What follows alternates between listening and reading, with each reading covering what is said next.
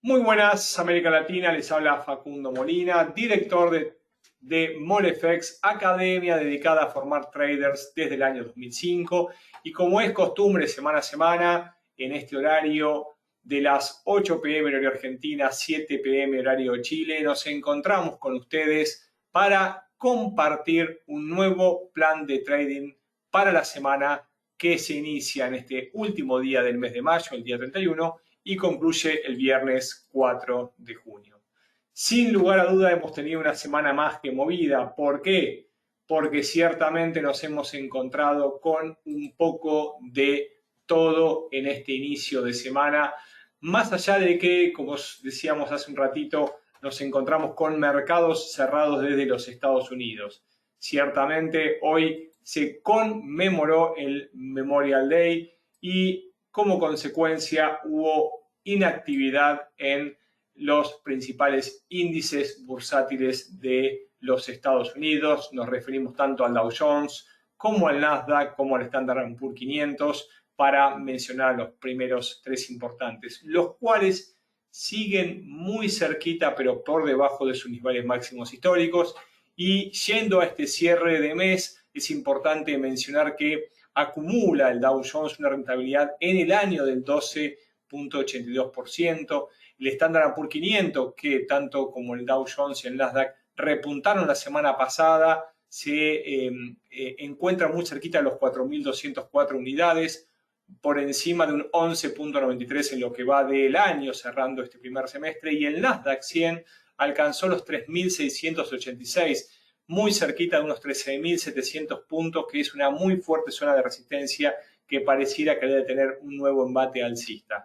Pero ciertamente también acumula una rentabilidad del 6,19% y es el que más ha corregido en el último tiempo. Como hablábamos en esta nueva jornada, que Wall Street se ha mantenido cerrado, el dólar nos mostró una importante caída sobre gran cantidad de las monedas cotizadas en el mercado Forex, sobre todo ante la libra, que está muy cerquita de una zona clave que en caso de vulnerarla, y lo vamos a ver en un rato en gráficos, podría extender un movimiento direccional mucho mayor para las próximas semanas.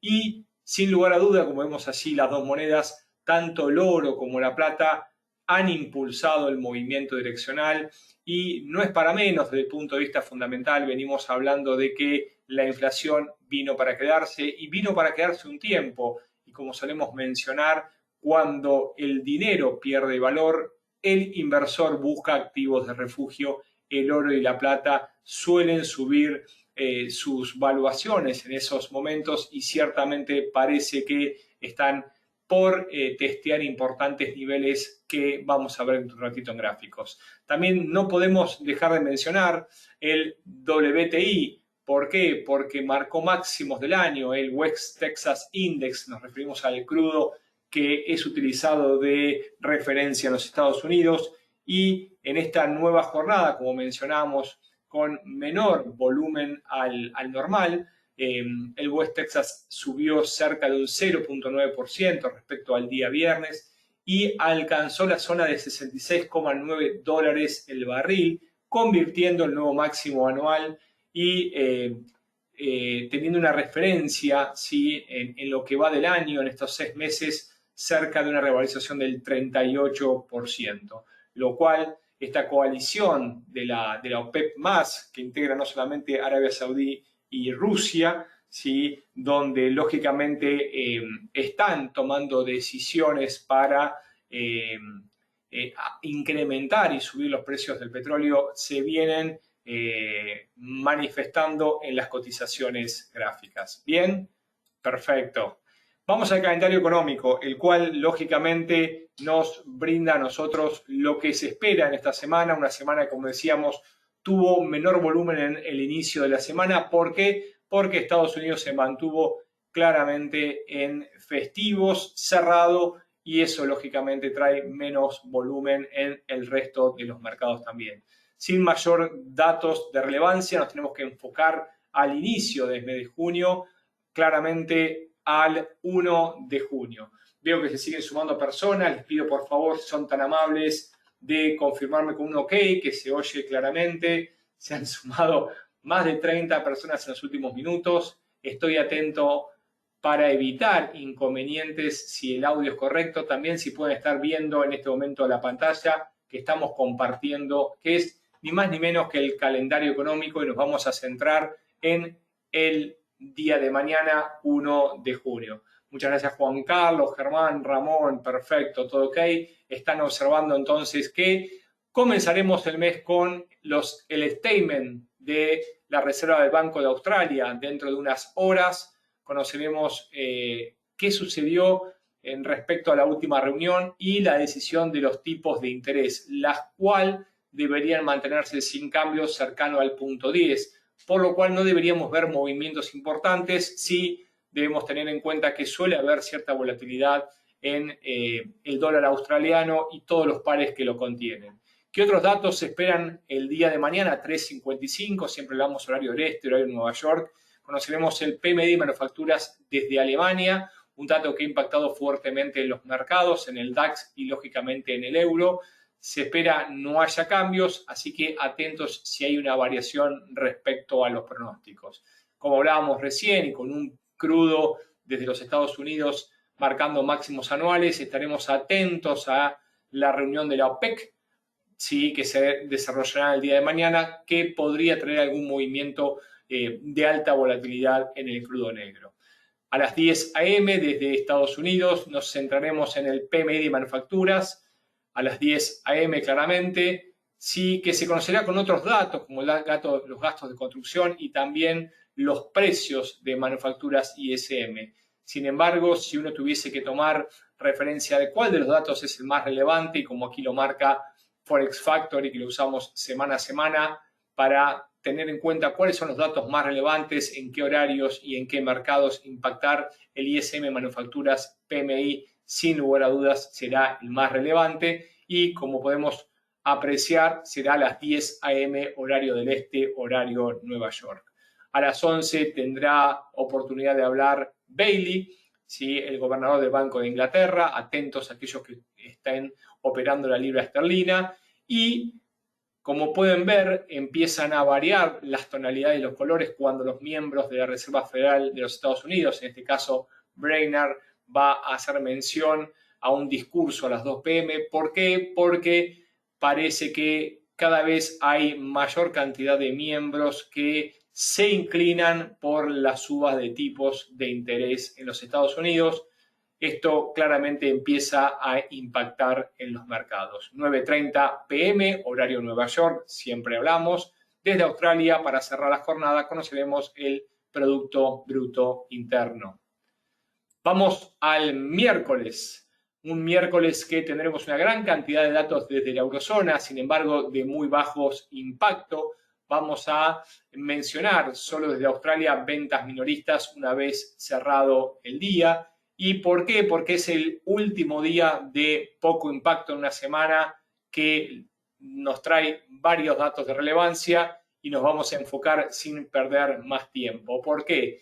Porque el día miércoles conoceremos los datos de empleo a partir del ADP, datos de cambio en el empleo desde el sector privado a partir de la consultora Automatic Data Processing en los Estados Unidos, y la cual suele anticipar lo que pueda llegar a suceder el día viernes. A las 8:15, horario del este, horario de Nueva York, conoceremos la confirmación de este dato que aquí está faltando, y en principio se espera una importante caída en la creación de empleo, desde 742.000 nuevos puestos a 645.000, por lo cual el mercado ya empieza a descontar una caída. Atentos al número final que se pueda brindar el día miércoles. Datos peores al esperado, lógicamente suelen dañar a los mercados americanos y al dólar. Una mejoría, y sobre todo si en caso de que pudiese mejorarse la cifra previa, sin lugar a duda veríamos un impulso del dólar. Bien, perfecto. También conoceremos el mismo día jueves a las 8:30 las peticiones de subsidio por desempleo, las cuales, como vimos viendo semana a semana, mejoran y mejoran. Fíjense que podemos ir al historial y cómo desde febrero vienen cayendo 700.000, 680, 570, 547 y ahora estamos cerca del umbral de los 400.000 nuevos pedidos de subsidios por desempleo. Recordemos que antes del impacto del COVID, la economía americana ha tenido una media histórica de los últimos 7 u 8 años cercanos a los 210.000 pedidos de subsidios por desempleo, una economía lógicamente mucho más flexible que las que nosotros vivimos en América Latina.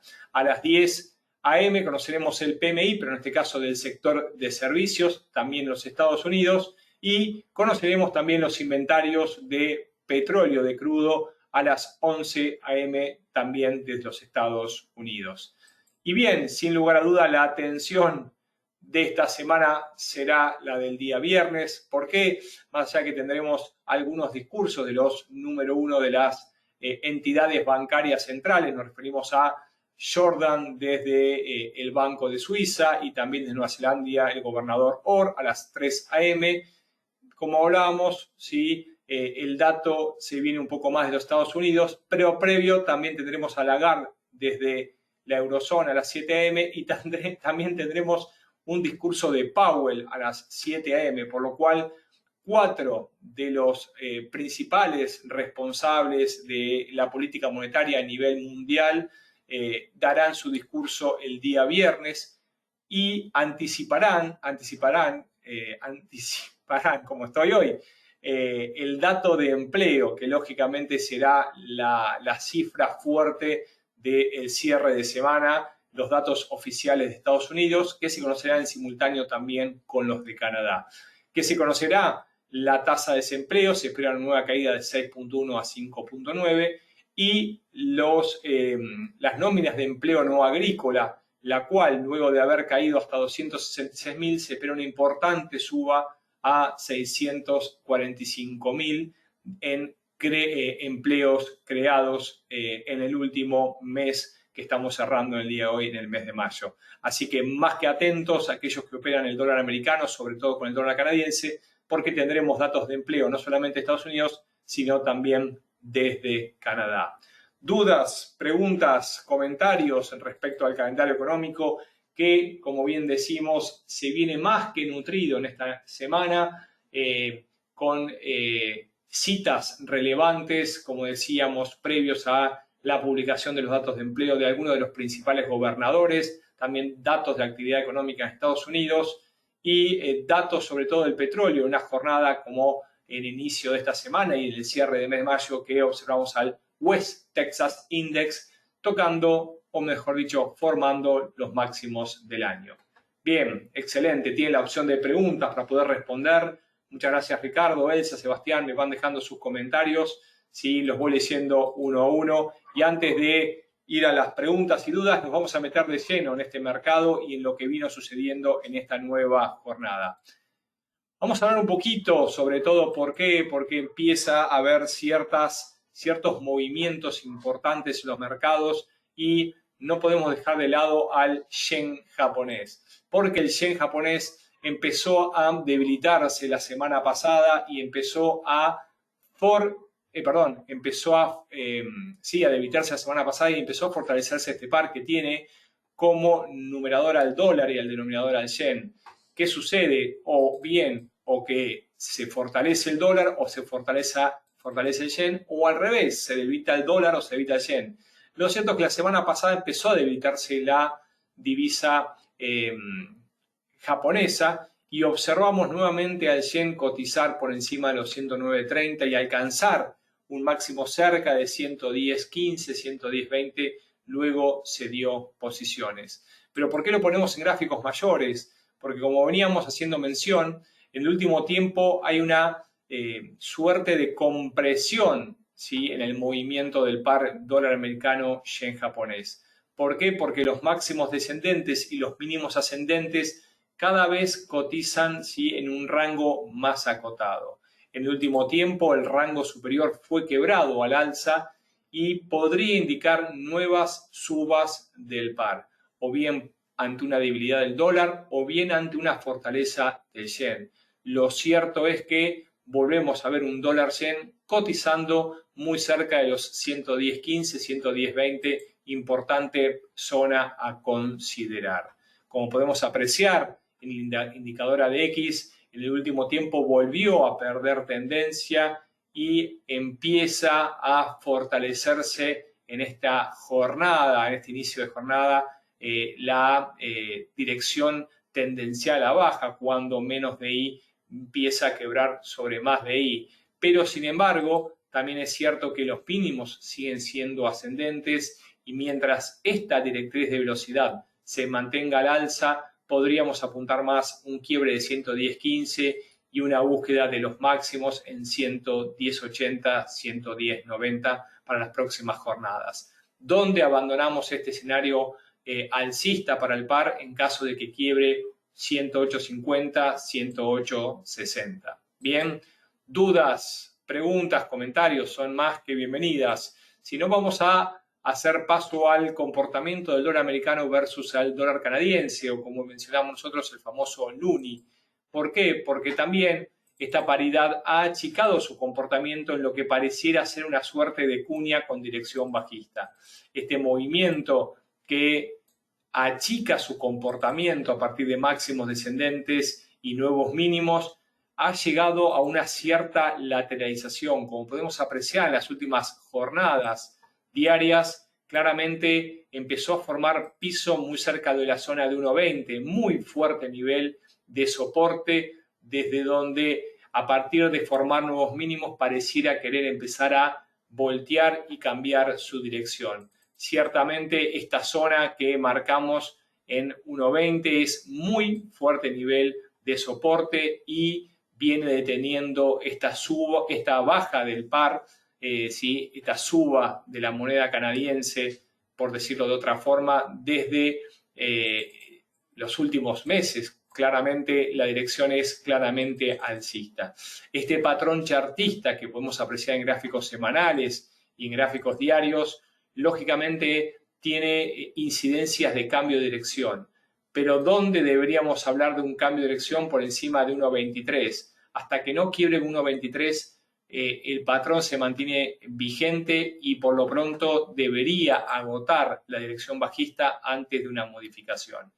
También es cierto que estamos viendo una suerte de lateralización que tampoco es un patrón de cambio de tendencia, tampoco ha confirmado un patrón de continuación. Aquellos que siguen el chartismo día a día, aplicándolo a diferentes mercados, nos deja más que clara la zona de 1.20, 1.20.20 como niveles mínimos y 1.21.50 como zona de resistencia a quebrar. ¿Qué podría tratarse de este patrón? Y lo más probable es que se trate de una especie de triángulo. Los triángulos tienen incidencia de continuación de dirección y este triángulo que tiene esta base de mínimos ascendentes cercana a 1.20.55, 1.20.60 podría regalarnos un movimiento en dirección bajista aún mayor, similar a la altura, y ir nuevamente hasta la zona de 1.1880, 1.1890. Si no quiebra esa zona de 1.20, 2020, 2030, que estamos marcando los mínimos ascendentes, y llega a vulnerar 1.2150, lógicamente podríamos ver una recuperación y ahí sí el objetivo sería cercano a 1.2270. ¿Por qué hacemos mención al dólar americano versus al dólar canadiense? Porque, como decíamos recién, el día viernes, sin lugar a duda, tendríamos la posibilidad de observar y ver altos recorridos en este par. No solamente tendremos los datos de empleo a conocerse en Estados Unidos, sino también los datos oficiales de empleo desde Canadá. Bien, perfecto. No podemos dejar de lado algunos de los metales. En este caso vamos a hablar de la plata. La semana pasada el turno fue del oro. ¿Por qué? Porque los metales están en alza, el contexto inflacionario parece que vino para quedarse, la inflación, después de tantos años de deflación, va a impactar no solamente en los activos de refugio, sino también en los mercados. Lo veremos claramente en la cotización de las acciones, pero merece claramente un webinario en particular. Por lo pronto, la plata, luego de un triple intento fallido, un hombro cabeza invertido, quebró su zona de cuello y claramente estuvo muy cerca de 1.2880, donde marcó máximos, y tenemos claramente un importante nivel de resistencia. La plata nos viene formando mínimos ascendentes en este momento está tocando una zona bastante importante de resistencia psicológica, muy cercana a 28.05, 28.10, y su quiebre podría abrir el camino hasta esos niveles cercanos a 28.80.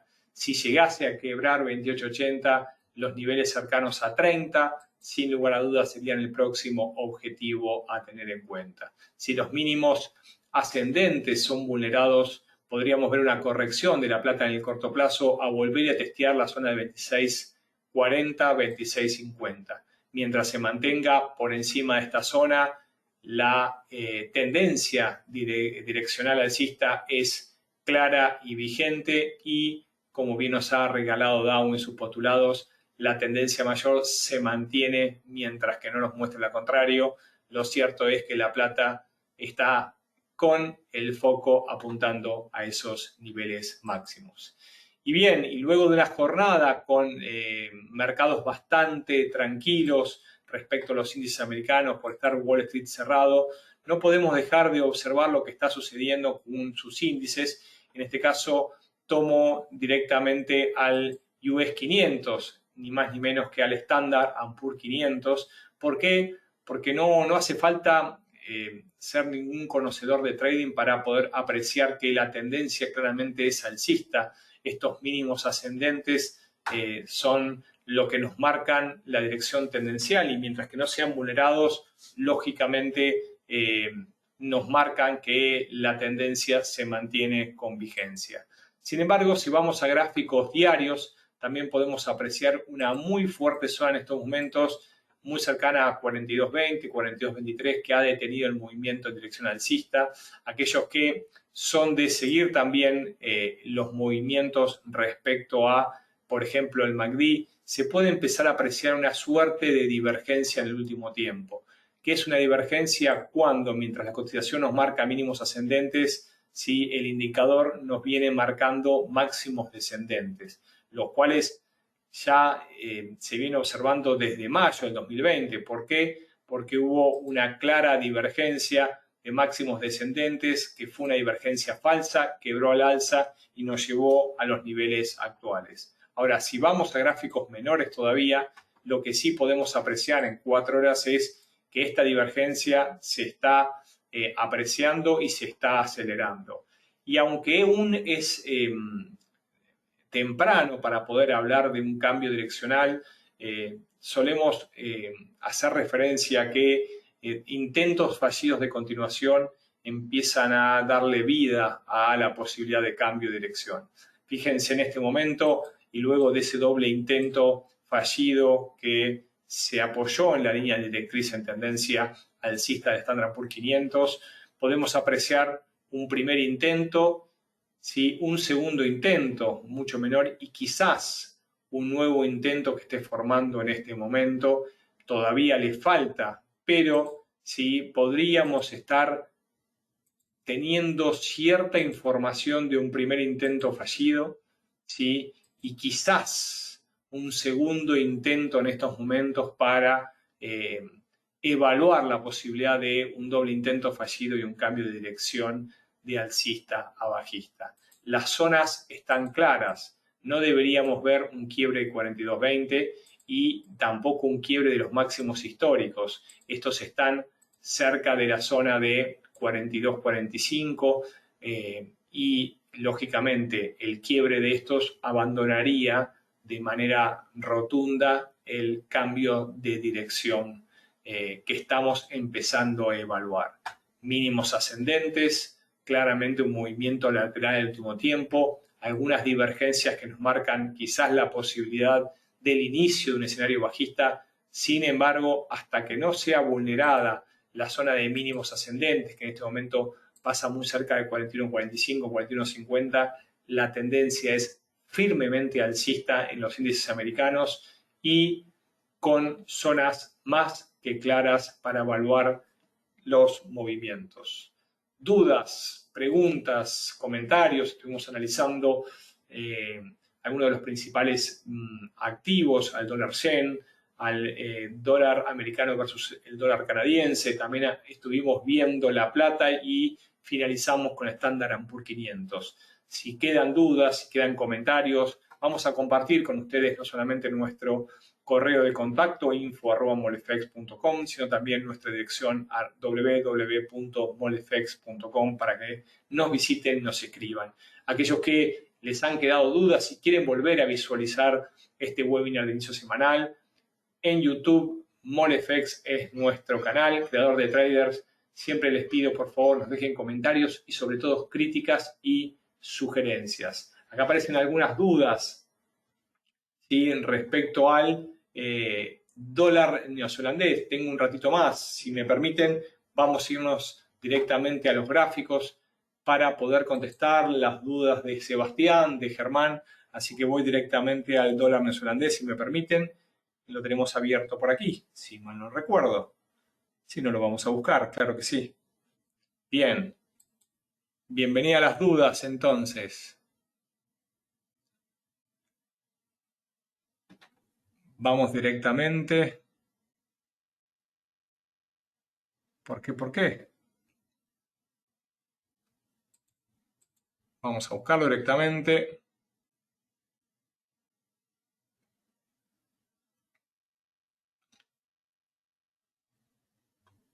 Bueno.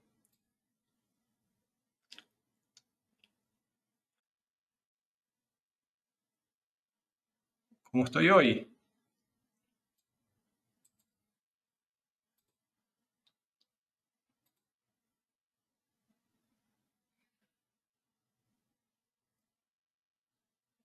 ¿Quién me ha tocado?